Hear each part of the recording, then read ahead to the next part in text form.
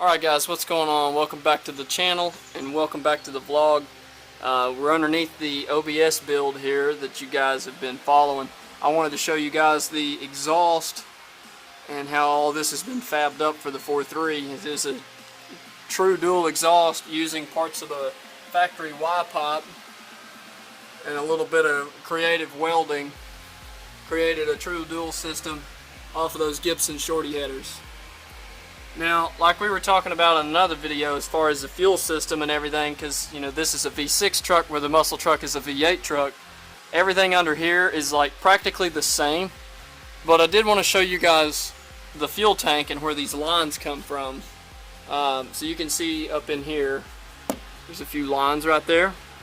If you'll follow those down to the filter, and you can follow the filter out, and that tells you which side's the high side for your, well, the pressurized side of the fuel. So you follow that up, and that's where you're going to run for your regulator right here. You'll use this same line to run the regulator. And your return is also coming back, so you can run your return from the regulator back to the tank. So GM did a pretty good job here of giving you some lines to work with and making this nice and easy to do a V6 to V8 swap. Now here's the other part of that V6 to V8 deal. The frame mounts have got to change. Right here are the V6 frame mounts. You can see how they're set back further. The V8 mounts will go the other direction. They're going to go towards the front chassis. So in order to get to these, you guys are going to have to pull this control arm loose and go through the frame right here, and that's how you get to those bolts to take those out. So this truck's also, I believe they've cut the springs on it or something, because it is definitely lower. I don't think it's a DJM spring or anything. It may have been a spring, I'm not for sure. Like I said, the truck was already lowered when we got a hold of it. But I did want to kind of follow up here and show you guys how you change all this stuff out. If you're going to do a V8 swap, you're going to go through right here, and that's the best way to get to it. Of course, the whole front drive accessories and everything will also work when you switch from V6 to V8. You just need to change your hoses and your radiator, and everything pretty much just bolts right in. So, but today we're going to be changing out one of the transmission seals here. This back rear seal started leaking. So we're actually going to replace this thing, and hopefully that'll cure some of the leaking problems that we've had. You can kind of tell there. Other than that, the thing's doing fantastic. It's getting about 20 miles to the gallon here, just running around highway, city kind of combined. So on the highway, we're looking to get about 23, 24.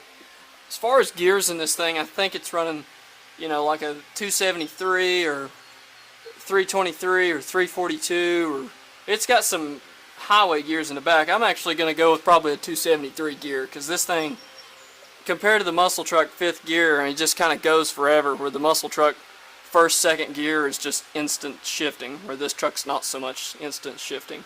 And we do have the same trans. It's an NV3500. But anyways, this thing is really clean. Now the muscle truck has some unusual wiring where this truck really doesn't. But here's all those nice wires that you'll see in the gray truck, where, you know, that's tucked away and in the fender. This is where they all used to go. And as far as powering that distributor in the muscle truck, you can just choose one of the following wires right here that gets power and switches on, and that'll drive your ignition system for a V8 swap. But what we're trying to show you guys here is just, you know, a nice driver truck that's done right, good paint, and just a solid starting point for a V8 swap, or just a fun daily driver. I'll show you guys just how different things look when you do a V8 swap. Totally changes everything underneath. Completely different animal right here. I've got a lot of wires kind of tucked and run, and you know, it's kind of hard, you know, it's really hard to hide stuff in here when you do a swap. Like your plug wires and stuff, it's just, there's not really a good way to go hiding some of this stuff. Back here, this looks like an absolute rat's nest, and quite frankly it is, because we still got AC. So that's where a lot of your wires are coming from, is the AC, and a lot of the stuff that we didn't use, you can see back there. I mean, you just take the whole harness and just kind of throw it away when you do a V8. is you really only need just a few of the wires to actually drive it. Now we are using like your temperature gauge, oil pressure gauge, all that good stuff. Yeah, all that works. We use those same sensors. If you'll mark those when you pull them off of your 4.3, that'll give you a heads up going to a small block. That way you can reuse them. You can see there, that's coolant temp. And then there's an oil pressure switch as well on the back of these engines, I believe. And it's really hard to see back there, but we were able to reuse everything, so it was very convenient as far as swapping over. But this does show you guys the difference in the two trucks and the stance, the overall build. Everything about these trucks is just kind of completely different. You know, this truck is running 20s and 18s. It's got a huge drop on it compared to the green truck, but the green truck is definitely still low, no doubt about it. But the green truck has come a long way. But I did want to show you guys the differences in a V6 and a V8 swap. And this is a couple things right off the bat that you're going to have to deal with. It's mainly just the wiring and the fuel. It is a little bit more of a chore to V8 swap. It's kind of bolt in, kind of not. You know, the mounts and everything, you got to be sure and find a donor truck to get the mounts from. And then you got to get a clamshell mount for the engine. That's the style of mount that it uses to bolt to the frame. And you have to go through the frame rail to get down there to unbolt those frame mounts, of course. So they're kind of hard. You have to take the whole front suspension completely apart to get to that. So it's a little bit of work. I think it took us about 2 months to do it, but that was working like a weekend, like one day out of the weekend, just fooling around in the garage, taking your time, having a good time with it, you know. And that's basically what we did with this thing, was just, we took our time, we had fun. And that's really all that matters. You know, learned a lot as far as doing an engine swap. But this shows just what you can do with a V6 4.3 truck. And then if you decide to go this route, this is kind of what you're going to face. So if you guys want more information on using a fuel pressure regulator and the swap and everything, be sure to check out some of my other videos. Head over there and subscribe. Because I've got a ton of content for this truck. So if this is your first time watching this channel, be sure and head over there and click that subscribe button. Go ahead and click the bell too. You'll get updates when I upload, and that'll give you guys a nice backstory on this and on the green truck. So I just wanted to kind of show you guys what two engine bays, you know, the differences and all the stuff that you're going to see if you go from a 4.3 to a V8. And this truck, like I said, it was a 4.3, so at one time it looked exactly like that. You know, it had all the same plastic, the same wiring, and this is kind of the result when you take all that out and swap it for a V8. Now, a couple other things I want to talk to you guys about is performance. So obviously a V6 versus a V8, the performance is going to be huge. The gains are enormous. This truck went from probably about, well, let's see, your stock Vortec motor makes roughly 190 horsepower if you've got the Vortec motor. This had a TBI non-Vortec, so it's really like 170. The torque's like 250, I think, 260. So I mean, they're torquey, but it's, for a truck, it's nothing. Now the engine that's in here right now, this is a 327. It's right at 10.8 to 1, so you can go ahead and call it 11 to 1.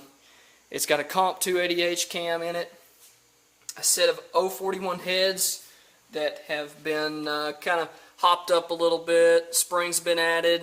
It's been ported. You know, 202 intake valves. Just kind of the common things that you do to a set of heads when you work them over. And of course, got Hedman long tubes on here, and a Holley quick fuel on top, running a 650. And I've got a Edelbrock RPM air gap intake, which I flow all that through a K&N on top. So it does really good. This engine, I have not had it on the dyno, but based on similar builds, similar setups, you know, this is an easily 375, 400 horsepower crank horsepower motor. So you can go ahead and figure that you're at least doubling your horsepower. You're at least doubling. You're going from, like, go ahead and say like 200 to 400. So another question that you guys might be asking is, what transmission are you guys running? And this is the funny part. He's running the same trans in his 4.3 as I'm running in my basically 5.3 swap truck. It's an MV3500. These things, you could find them in a junkyard about anywhere, but they're great little workhorse transmissions. They're rated at like 350, 400 foot-pounds of torque. It's about all they'll hold. Put a stage 2 clutch in it. This has got a Ram stage 2 clutch, so it's a little stiffer. Holds that power a little bit better. The stock clutch can handle it, but you know, if you've got some miles on your truck, like this one has 350,000 miles on it, obviously everything's been rebuilt, but we went ahead and put a bigger clutch in it to hold that power. So you can use the stock trans in these trucks when you swap them out, and that's pretty helpful because that's just one less thing. Now another awesome thing when you swap these trucks and you use the correct mounts, the drive shaft, everything fits right up. You know, it's not like you're doing something that's not supposed to be there. These trucks come V6 and they come V8. So converting V6 to V8 is just taking everything off of the V8 truck and putting it on a V6. There's nothing there that's really different. I mean, think about it. Even the pulley system here on the front, you're still 90 degree V6, 90 degree V8. This is the same pulley system that comes off the 4.3 liter. Everything. I think the balancer is the only thing that's different. That is the one thing that's different, guys. I'm running the balancer that's actually for, you know, a 327. But power steering, alternator, tensioner, AC, and idler down there, water pump. Of course, now I think I put a new water pump on it and didn't use the 4.3's water pump. But all of that just swapped right over. You know, you took it off the V6, put it on the V8. That's the lovely part about owning a GM truck, guys, is that you can literally we could take his truck right now, put a small block in it, do some deleting on the wires just like we did here, and you could have a V8 truck for, oh, you might have $2,500 to $3,000 in the whole swap. And that's if you actually like take an engine, tear it down, send it off, have it machined, line honed, bored, decked, hot tanked, of course, all the good stuff you got to do. And if you rebuild it yourself, re-ring it, put new bearings in it, recondition the rods, put new bolts in it, you know, go with the bigger upgrade for the rod bolts. The thicker rod bolt definitely helps you out a little bit. So that is what we did here, because this is a 2-bolt main 327. It's a small journal, so she likes to rev, and it definitely does a good job of that.